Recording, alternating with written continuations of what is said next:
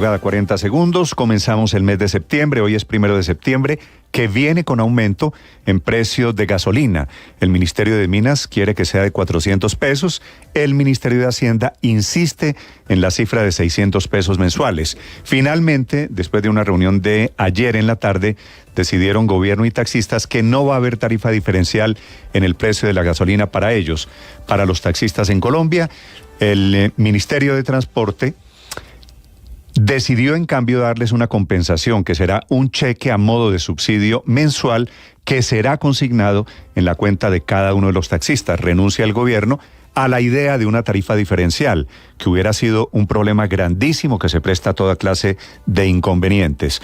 Lo del chip, lo del código QR en los taxistas, lo de una estación diferencial para los taxistas quedó abortado porque se dieron cuenta que operativamente era imposible y que es más fácil que el gobierno saque la chequera y que le gire mensualmente a cada uno de los taxistas. Va a ser un pago al final de cada mes. Los taxistas tendrían que tener sus datos actualizados en el RUNT, en el Registro Único Nacional, y documentos de tránsito en regla para poder recibir el pago. Cambia de estrategia el gobierno, van a definir cuánto es el monto del cheque, todavía no se sabe, el pago mensual, porque lo van a calcular con el promedio de consumo por ciudad, alegando que no es lo mismo el consumo de gasolina, por ejemplo, para un taxista en Bogotá que en Ibagué o en Neiva o en Villavicencio o en Medellín. Es decir, va a haber tarifas diferenciales, pero para el pago de la compensación para cada uno de los taxistas, que quiere decir el gobierno reconoce que no era viable el tema de la tarifa diferencial.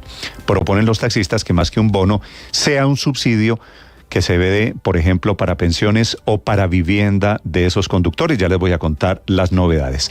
Y comenzamos el mes de septiembre. Hoy debe subir el precio de la gasolina, que está en promedio en el país en casi 14.000 pesos.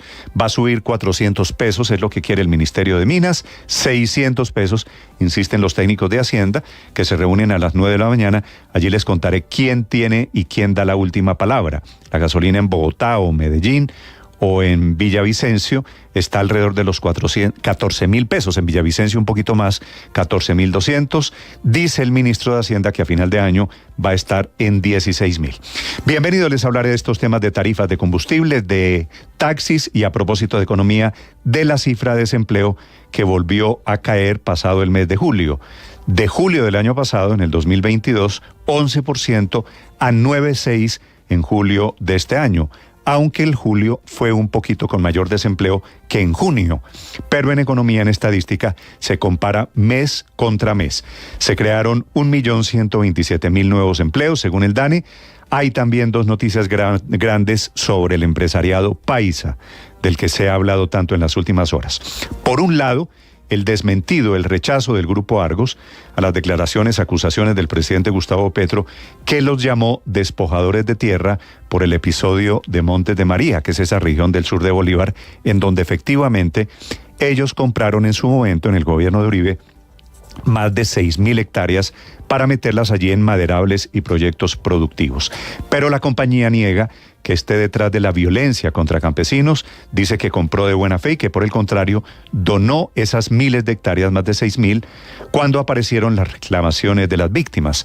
También el periódico El Colombiano desmiente al presidente y dice que el Grupo Argos no es accionista ni es dueño del periódico, que el dueño sigue siendo mayoritariamente la familia Gómez Martínez, una alianza San Felipe y un grupo de empresarios antioqueños, entre quienes están representantes de Conconcreto, y de ahí viene la conclusión equivocada del presidente Petro. Ya les cuento el desarrollo de esa controversia. Renunció a la presidencia del Grupo Sura don Gonzalo Pérez, que es una institución en el empresariado paisa. Una renuncia que ya fue aceptada por la nueva junta directiva, que le pidió quedarse hasta abril del año entrante. Y renuncia porque llegó a los 65 años de edad. También les hablaré en segundos de la situación de orden público, de la confirmación de que fueron disidentes de las FARC los responsables del asesinato de los dos policías en Puerto Lleras, en el Meta. El Ministerio de Defensa, la Gobernación, ofrecen 100 millones de pesos a modo de recompensa por los responsables, aunque todo el mundo sabe quién es. Iván Márquez y su segunda, Marquetalia. Resultaron también dos policías heridos, uno de ellos es un coronel. A propósito de disidentes que atacan y matan, este ataque de la segunda Marquetalia, dice el gobierno, es para pedirle pista en el proceso de paz total. Los que ya comenzaron la negociación son los otros disidentes, los de Iván Mordisco, que en el departamento del Cauca instalaron una mesa de diálogo con el comisionado Danilo Rueda.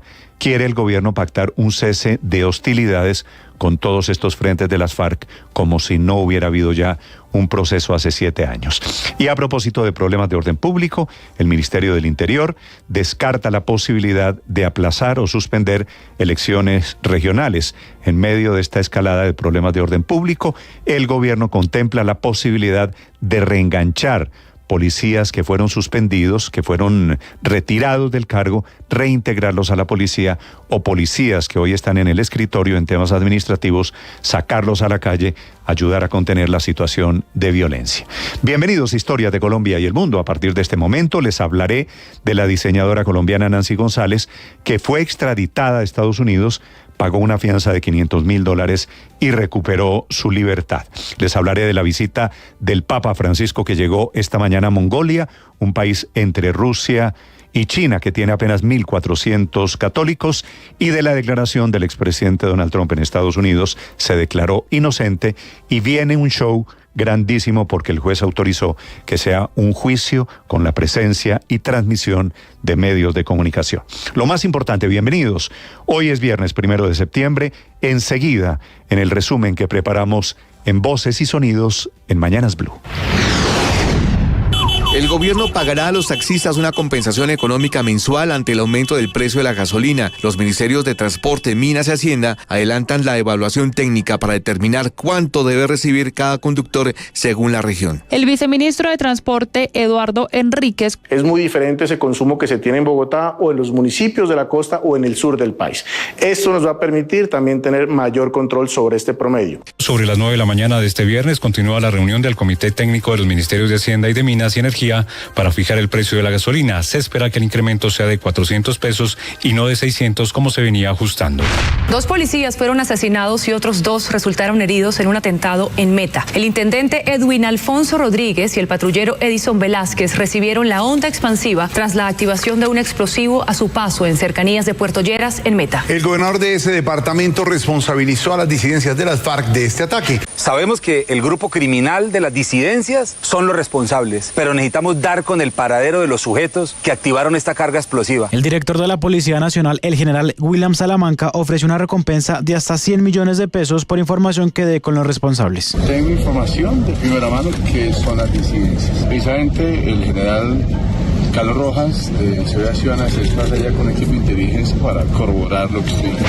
De verdad, yo sí quiero que hagamos una cosa institucional y no de una institución. Rifirrafe entre el ministro del Interior, Luis Fernando Velasco, y el registrador nacional del Estado Civil, Alexander Vega, durante la reunión de la Comisión de Seguimiento de Asuntos Electorales. El tema principal, la discusión por las cifras de violencia en el país. El ministro ordenó la salida del recinto de los periodistas. O sea, aquí está el gobierno, está la registraduría, está el Ministerio de Defensa, está la fuerza pública y acordamos eso. A la salida de la reunión, el ministro aseguró que el gobierno descarta por ahora suspender elecciones. No estamos evaluando posibilidad de suspender elecciones en ningún lugar de Colombia. Entre tanto, el registrador Alexander Vega pidió investigar el bajo número de inscripción de cédulas. Buscar cuáles son los municipios de riesgo extremo y alto e identificar si efectivamente hubo un incremento por un posible constreñimiento a que inscribieran las cédulas, o todo lo contrario, señor ministro,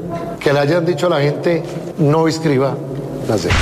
Desde la Federación Nacional de Departamentos rechazaron los recientes atentados contra la fuerza pública y le exigieron al gobierno que la paz deje de ser un ideal y sea una realidad. Roberto Jairo Jaramillo, presidente de la Federación Nacional de Departamentos. Y que la información que nosotros tenemos como agentes constitucionales sea tenida en cuenta para las decisiones que está tomando el gobierno nacional. Yo creo que no hay quien conozca mejor cada uno de sus departamentos que nosotros, que llevamos 3 años y 8 meses al frente de nuestros departamentos y sabemos realmente el gemido y el clamor que hay en cada uno de ellos.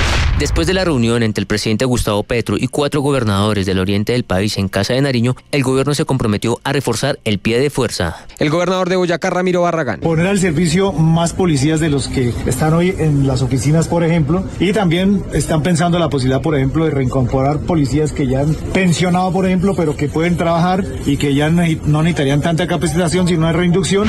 Mientras en el Meta las disidencias al mando de alias Iván Mordisco atentaban contra la fuerza pública, en el municipio de Suárez, en el Cauca, y a la misma hora empezaba la primera reunión entre este grupo y toda la delegación negociadora del gobierno nacional. Alias Andrei es vocero de las disidencias. Para avanzar en cualquier escenario o proceso de paz era necesario un cese al fuego. No tiene lógica que mientras unos conversamos, otros en la selva estamos enfrentados. Entonces siempre hemos sido muy enfáticos en decir que antes de cualquier escenario de diálogo debe haber un cese al fuego. Y en medio de la situación de orden público en el país, el magistrado Fernando Castillo, presidente de la Corte Suprema de Justicia, le pidió a la Fiscalía una intervención urgente ante las nuevas amenazas que han recibido jueces, fiscales y abogados en el Valle del Cauca. Tal como acaba de ocurrir este lunes en Tuluá, donde un grupo ilegal armado pretende intimidar y amedrentar a los servidores judiciales de ese municipio.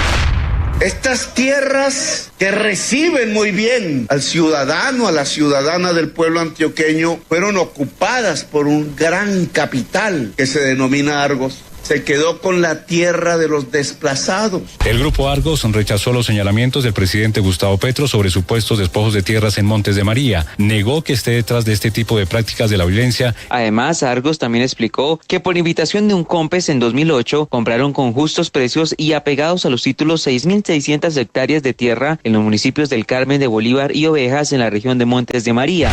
La Fiscalía le imputará a los 5 policías de la Dijín y a un civil los delitos de falsedad en documento público, fraude procesal y violación ilícita de comunicaciones por las interceptaciones ilegales a los teléfonos de las 2 ex empleadas de Laura Sarabia, ex jefe de gabinete de Gustavo Petro.